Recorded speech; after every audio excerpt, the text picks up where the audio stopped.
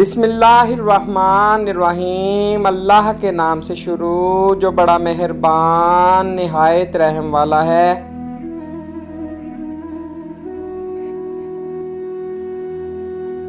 حضرت انس رضی اللہ تعالیٰ عنہ فرماتے ہیں کہ حضرت حسن بن علی رضی اللہ تعالیٰ عنہ سے زیادہ کوئی شخص نبی کریم صلی اللہ علیہ وآلہ وسلم سے مشابہ نہیں تھا۔ حضرت امام حسین رضی اللہ تعالیٰ عنہ نے فرمایا، جب تمہاری زندگی میں دو ایسے راستے آ جائیں کہ ظلم تمہیں گردن اٹھانے نہ دے اور دین تمہیں گردن جھکانے نہ دے، تو تیسرا راستہ گردن کاٹنے کا راستہ ہے۔ حضرت امام حسین رضی اللہ تعالیٰ عنہ نے فرمایا، لوگ دنیا کے غلام ہیں اور دین صرف ان کی زبان پر رہتا ہے۔ یہ صرف اس وقت تک دین کے حامی ہیں جب تک ان کی زندگی آرام و آسائش سے گزرے۔ جب یہ امتحان میں ڈالے جائیں تو دیندار بہت کم رہ جائیں گے۔ جس کو کاندھوں پہ آقا اٹھاتے رہے، اس حسین ابن حیدر پہ لاکھوں سلام۔ ایک شخص نے حضرت امام حسین رضی اللہ تعالیٰ عنہ سے پوچھا، بزدلی کیا ہے؟ آپ رضی اللہ تعالیٰ عنہ نے فرمایا، دوستوں سے بہادری، دشمنوں سے بھاگنا۔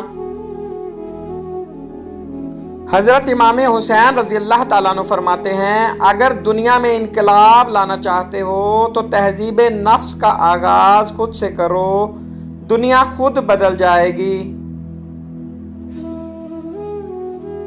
امام حسین رضی اللہ تعالیٰ عنہ نے فرمایا، عورت کا پردہ کرنا شہید کے خون سے افضل ہے۔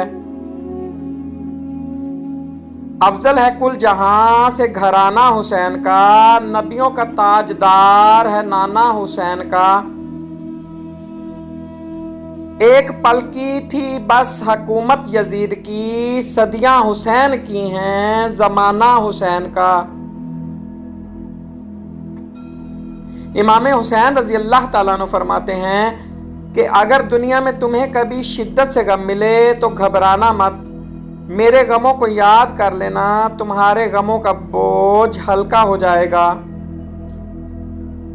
حضرت امام حسین رضی اللہ تعالیٰ عنہ فرماتے ہیں، میں موت کو سعادت اور ظالموں کے ساتھ زندگی کو اذیت سمجھتا ہوں۔ فرمانے حضرت امام حسین رضی اللہ تعالیٰ عنہ، جس کام کی انجام دہی تمہارے لیے دشوار ہو، تم اس پر قادر نہ ہو، اس کی ذمہ داری اپنے سر نہ لو۔ دولت کا بہترین مصرف یہ ہے کہ اس سے غیرت و آبرو کو برقرار رکھ۔ دنیا کا رنگ بدل گیا، وہ نیکی سے محروم ہو گئی، کوئی نہیں جو ظالم کو ظلم سے روکے۔ وقت آ گیا ہے کہ مومن سچائی کی راہ میں بے چین ہو کر نکل پڑے اور اپنا سب کچھ اللہ کی راہ میں قربان کر دے۔ Please like, subscribe and share.